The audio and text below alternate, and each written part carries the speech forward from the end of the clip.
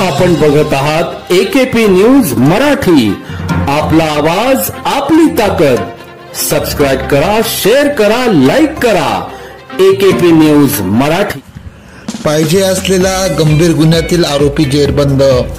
नाशिक शहर खंडणी विरोधी पथकाच्या पोलीस अंमलदारांनी खंडणी, दहशत, तोडफोड, वाहनांची जाळपोळ सारख्या गुन्ह्यातील आरोपीस जेरबंद केले।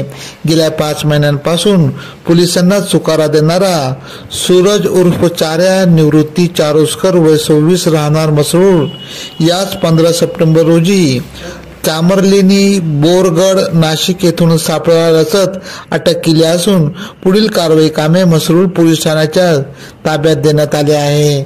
सदरची कामगिरी खंडणी विरोधी पथकाचे पोलीस निरीक्षक वरिष्ठ पोलीस निरीक्षक जगवेंद्र सिंग राजपूत, पोलीस उपनिरीक्षक दिलीप सगळे, पोलीस उपनिरीक्षक दिलीप भोई, पोलीस हवालदार योगेश चव्हाण, दत्तात्रय चकोर, भूषण सोनवणे, चारुदत्त निकम, भरत राऊत, सविता कदम यांनी केली।